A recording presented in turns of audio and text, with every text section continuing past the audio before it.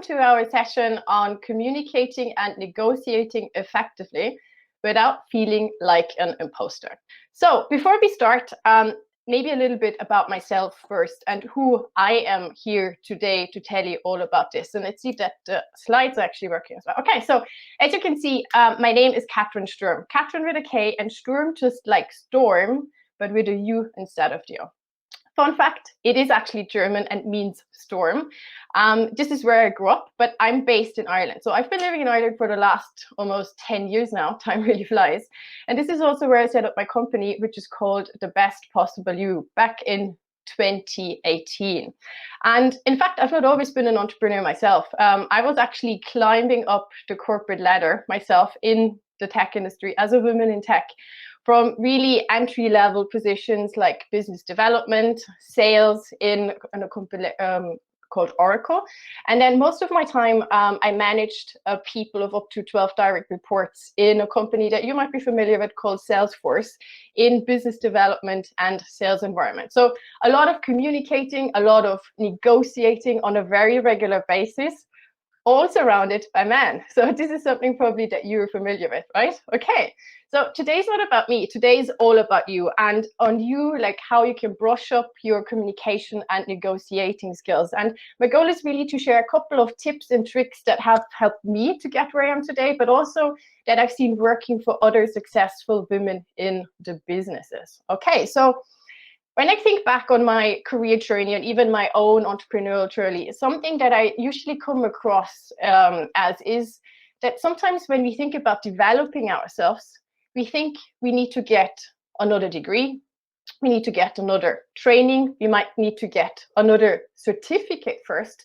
before we can be successful, before we can apply for a role, before we can ask for that raise, before we can ask for a promotion, or before we can actually get to where we really want to be. Does that sound familiar to anybody in the audience? Give me a quick yes if you're like, yeah, that actually resonates with me. But the thing is, what we find in the general, yes, you did a lot of yeses here, good. So there's a very interesting fact out there from the Carnegie Institute of Technology that says 85% of your financial success is due to your personality and your ability to communicate, negotiate, and lead. And shockingly, only 15% is due to technical knowledge. Think about this for a second. 85% of your financial success, personality, communicating, negotiating, and leading, and only 15% due to your technical knowledge. And that counts across no matter how technical your role might actually be. Because I'm aware we are probably in a very broad audience today and everyone has different roles in different parts of the businesses. So what usually tends to happen when we think about this is like, now we see a trend that actually the soft skills are becoming more and more important nowadays. It's more about the EQ nowadays than it is actually about the IQ as such. And when we think about those things as well, this is when we often, especially as women, spot on, Kalina, yes, I like it.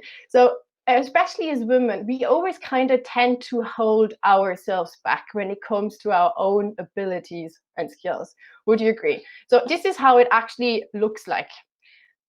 This is where also the new trendy word imposter syndrome comes in. What we think others know is usually a lot more. We think everyone else is better, deserves that role more than we do, deserves that seat at the table.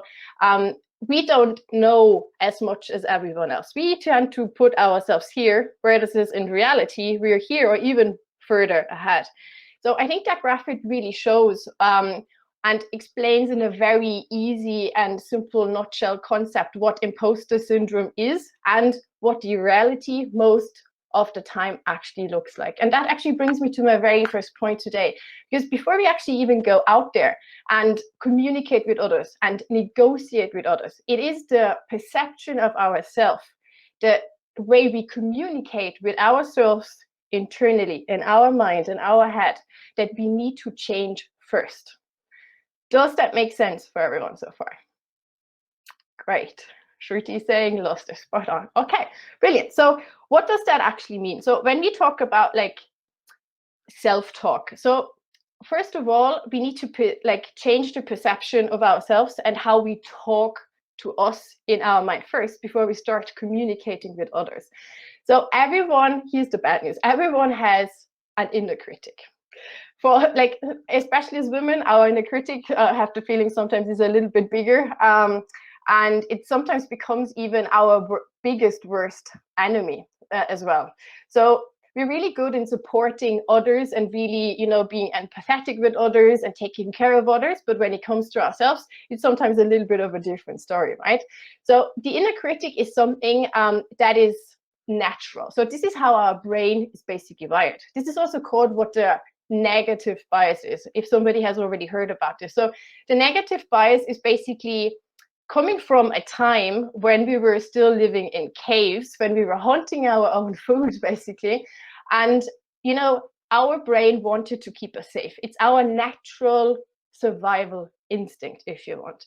And back in the days, I think we would all agree that it served us a lot to keep us, physically safe. But nowadays, in the environments that we are in, that the food is provided for, and we live in a still very good world today, most of the times it actually gets into our way. It gets into our way when it comes to pushing ourselves outside of our comfort zone, facing the unknown, and facing certain fears, right? Anybody familiar with this? That inner voice is always on overdrive, Sally says. Yeah, that's a really, really good point. And so the good news about all of this is, now that we are aware of the inner critic, and also what I sometimes call actually the monkey. So this inner critic, you can easily give it a name, by the way, as well. So when I work with my clients, we often give the monkey a name. And why the monkey? It's based on a really interesting book that you might find useful. It's called The Chimp Paradox. Chimp Paradox by Professor, I think Dr. Steve Peters. And he explains the concept of that inner monkey. And we can't really change the monkey. We can't make it go away. But the only thing we can change is how we actually manage it. So how we teach it to behave. And that's the good thing, because in the end, it's all about us in the end to make the decision on how we want to look at things. And this is also the way why affirmations work really well, or journaling, meditation, really all those exercises to shift you naturally away from this negative bias of your brain. Practicing gratitude, for instance, and really focus on the positive things. And affirmations can be simply a post-it that you stick to your laptop, the mirror, wherever you can simply be reminded of those kind of things, to empower you with positive thoughts. And if you're wondering, yes, great, Katrin, but what will I put on those post-its? Let's have a look at a couple of concrete examples here. So you can see here on the left-hand side, the negative self-talk. It's in red. It's more like what I also like to call the red platform, basically. So this is the typical thoughts sometimes that you might be familiar with, I'm weak, oh, time will never change, I will not try again, things are never good enough, I can't do this, I'm not sufficient. All those things that sometimes tend to kind of creep up with our inner critic. On the other hand, you see the empowering green platform version of it. Instead of saying nothing is good, everything will work out. I am worthy. I will not stop trying. The best is yet to come. I can do this. I am sufficient. I am enough. So this is really just to give you a couple of general examples of how you can basically twist your mindset around those kind of things as well. And what we are really talking about here is developing a growth mindset. So some of you might be even familiar with that term. Let me know in the chat if you've ever heard about the growth mindset. So the growth mindset is a concept that was researched widely by a professor called, what's her name? Laura, you were saying she's the one. So it's Carol Dweck. Yes, Carol Dweck is a professor at the Stanford University in the US. And she's done extensive research on what the most successful people out there all have in common.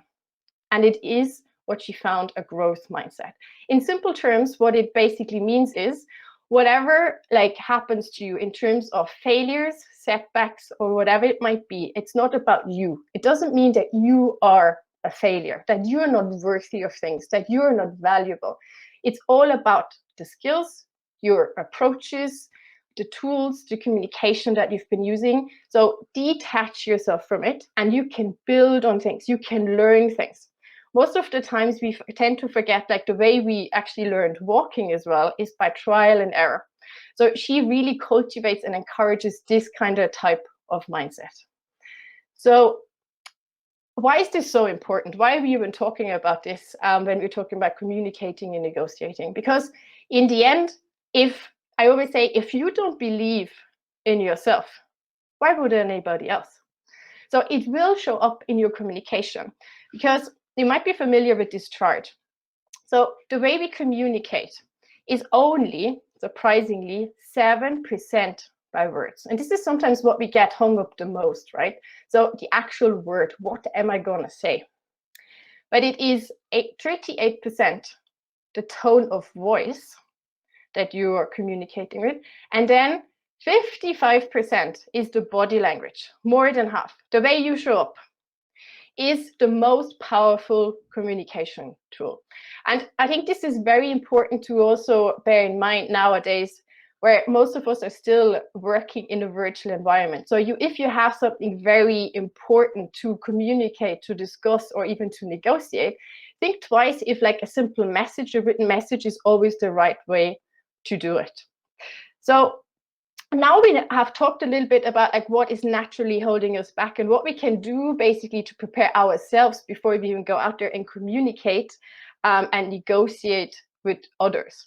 So one thing that I wanted to mention as well, because we still live in a very online world, be aware that like if you're in an environment when you have a lot of Zoom meetings all day, you're in a marathon, whatever, our brain is impacted by us looking down. So there is a little nerve called vagus nerve in the back of our neck that is being triggered into fight and flight response. So it is very important that you take also regular breaks and make sure that you're not very tense around your muscle area to not trigger that fight and flight response, because the impact is that we perceive those things that we see here on the screen different to what is reality. So this is something that we can't really control if this happens to us from the other side. We can only talk about the things today that are within our circle of influence and our control. So let's have a look at those. So the very first thing that I tend to say is, before you go out there and negotiate, have an important conversation or even a tough conversation, is be sure on knowing what you actually want.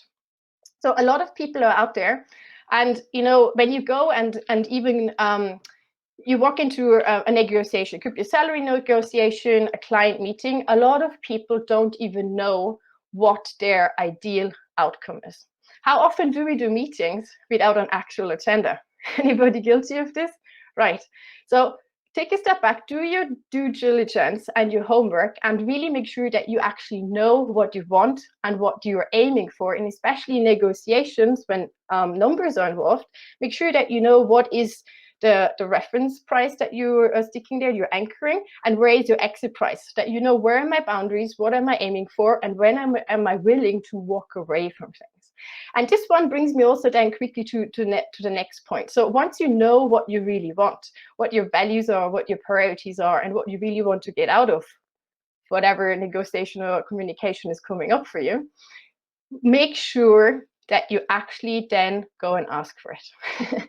It sounds really trivial, but like if you don't ask, you don't get. And this is where I sometimes get like the first resistance with people. They're like, oh, Katrin, but I have to ask for something. Yeah. Rejection, fear of rejection, fear of failure. Anybody? Those what if I don't get it? What if I fail? What if they don't say yes? Anybody? So these are the natural tendencies of our brain, again, that we need to accept. It's the monkey speaking, remember? And I can say, like, thank you for your input, but today I'm gonna switch my mindset and look at it differently, because if I don't ask, it's gonna be by default a no, right?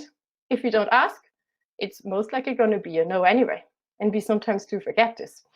So why is there such a natural resistance and fear? We talked about the brain as well, but like especially when it comes to women, and I see this all the time. I know it from myself or a lot of colleagues in the tech industry out there.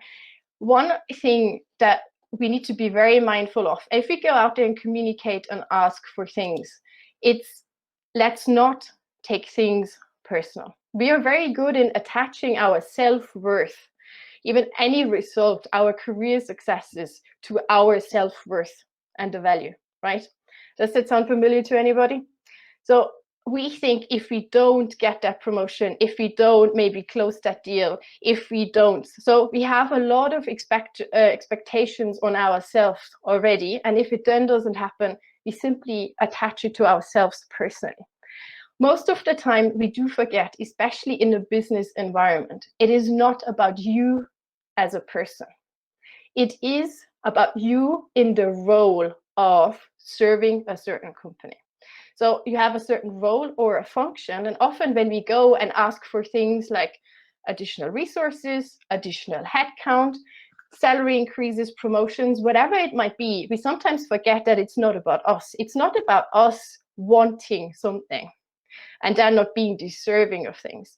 Why we do go and ask for those things, it's because we are trying to create additional value and benefit for the other party.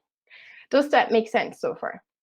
So what we are trying to do here is really develop a sense of thinking what is in it for them versus us. Don't make it about you.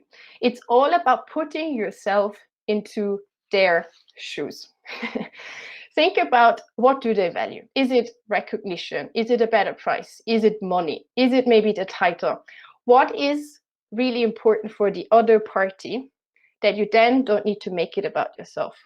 That's a very classical and practical tool that they teach you, especially in tech sales, actually, that you can use throughout your whole career, even in personal settings as well. Good. So we just said we make it not about us, we make it about them. So always think like what's in it for them. And one powerful way of making this message a little bit stronger that helped me personally when leading bigger teams in the tech environment as well, always think about like when you communicate with the other party of why is it important? I think we have in general a big tendency to always assume that everyone else knows, first of all, what we want and why it is actually important. So we tend to focus on the what and sometimes on the how, but we tend to forget about the why is it important, that maybe something gets done. Let me give you a practical example. So let's say you're leading a team and you have to have a couple of things done by the end of the week. So you could be going out there addressing your direct reports and say, I think it is in the best of both of our interests that the data gets cleaned by the end of this week so that you can leave without any disruption on your holiday and that our team gets the visibility it deserves so that I can then put you forward for a promotion. Does that make sense? So it's not about just, I need you and I want you to do things. It's about like, start with the why. Yes, I like it. So this is start with the why, Simon Sinek, spot on, Arcana. So this is called the golden circle. So Simon Sinek, if you don't know him, Arcana's just put the name in the chat.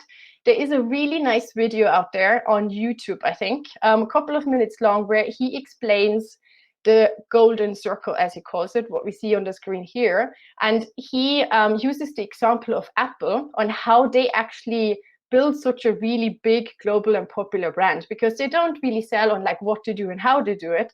They address on why they do what they do. So I let you take some notes on this one if you want to check this one out. Okay, how are we doing in terms of time? Great. So what we're talking about here is the why, for like what is in it for the other party. And what we're doing here is we are really making it a win-win situation.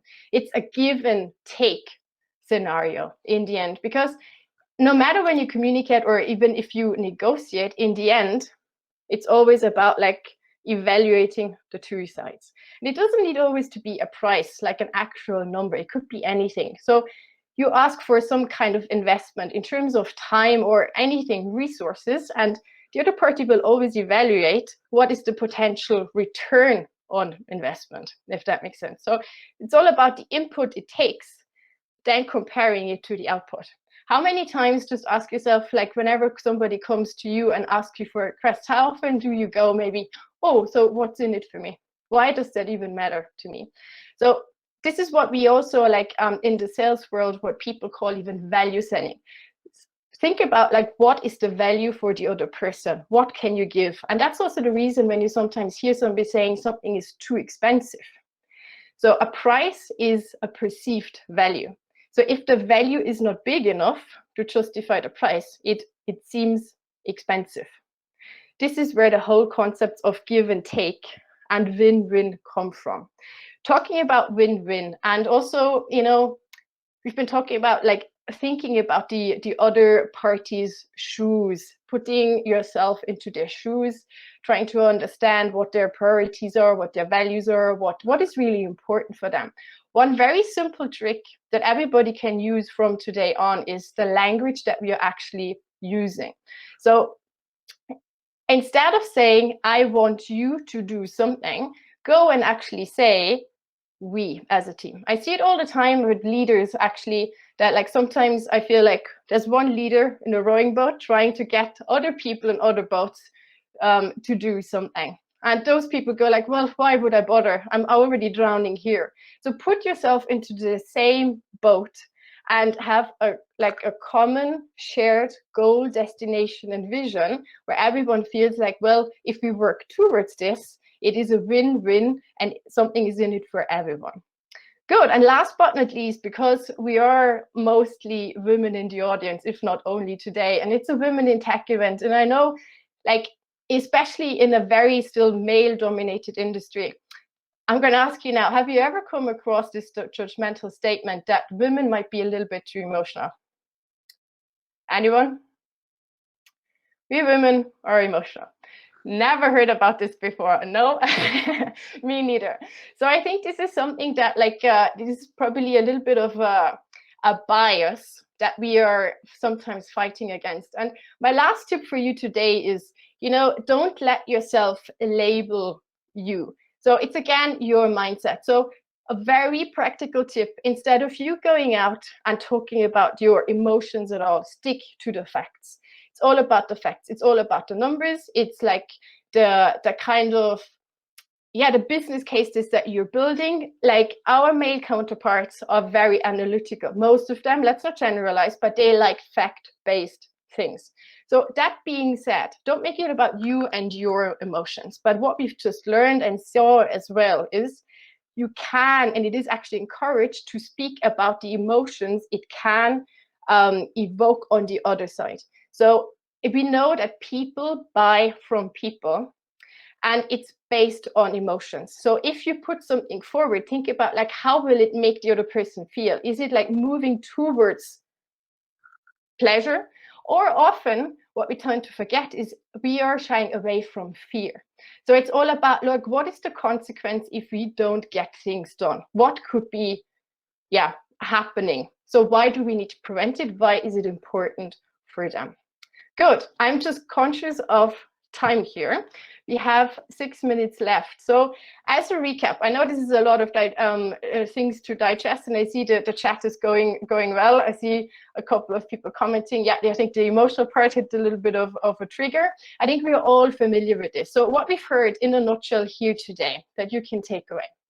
First of all, improve your self-talk. Like the way you look at yourself, and maybe also sometimes you are not aware of that self-talk and your blind spots. Get maybe a mentor, a coach, a colleague, somebody you trust who has the best intentions to help you figure out like, where is it that you might need to tweak your mindset as well, which is then already the preparation for the next point. Know what you want and what you aim for. What is the goal? What is the agenda? What is the ideal outcome? Number 3, if we are prepared for all of this, it's time to go out there and sometimes leave our comfort zone and ask for it. And if you don't ask, you don't get. Remember, it's going to be a no by default otherwise. And then number 4, focus on what's in it for them versus you.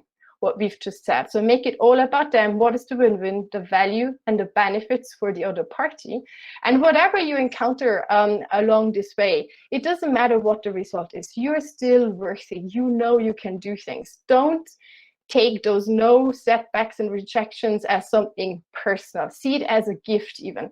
Now you know what you have to work on. And you might need a different approach. You might need to look for something else, but it's not personal criticism. Feedback is a gift, as Carol Dweck used to say as well. I know this was a lot to take in almost half an hour. And I know as well, like especially in those conferences, we are here and, we hear a lot of things. We're taking a lot of theory. One thing that I would like to ask you now is, before you actually leave this session today, think about one thing that you've heard today where you feel like a little action or a little step, something small that you can do beginning from today or tomorrow that already might make a huge difference. And feel free to share this in the chat with everyone else today to really make sure that you get something out of it, because I know it can be very daunting in the world that we're out there in, like as a woman in tech, but that's probably the last thing that I want you to take away for today is you are not alone. So don't beat yourself up, don't be too hard on yourself. We are all in the same boat. It's completely normal to feel like some, insecurity, the thoughts you're feeling, everything. Nobody has figured it out. It's up to you and how you look at it. It's up to you and how you manage your little monkey and your mindset. And it's up to you if you choose to say like, yes, I'm going to work on this, or if you go away from today and say like, it's my imposter syndrome, and use it as a simple excuse. Well done, ladies. So we have a couple of minutes left in case somebody has any questions. I see Cynthia is saying also, my takeaway, remember to ask. Yes, I think that's a really good one, because sometimes, we forget to actually ask what we want. We assume everyone knows what it is. So I'm going to be sticking around for a couple of minutes if you have any questions. If you have to leave, or if you want to reach out, connect, and continue this conversation, this is my digital business card if you want. Connect with me on LinkedIn. This is where I'm mostly active. I do post things, tips and tricks around these kind of topics that we touched on today. If you have any questions that you don't want to actually ask in the chat today, that's okay. Send me a private message. And yeah, well done again, ladies. You showed up for yourself today and started working further on your communication and negotiation skills. Amy saying, takeaway, have a plan. Really good. What is the name of the author of the Golden Circle, Anna? Simon Sinek. Simon Sinek. Good. Laura saying, I would like to find out more about the tone as well. I usually stick to facts and numbers and haven't encountered any too emotional situations yet, but I often worry that I may come off as cold when it's just talking facts and blunt points. Yeah, and I think that's really a good point as well, because we actually feel like, there's a lot of things that we already do to prepare. But like, this is something really worth looking into. And maybe this is also a good opportunity to get like a mentor, a coach, or just a colleague to help you with this, practicing those kind of tone of voice, body languages, because this is not typically something that you can just simply do a training online on. If you want to learn more about this, feel free to reach out as well, Laura. If you have any further questions, feel free to connect with me on LinkedIn, and well done again. And thanks for having me today.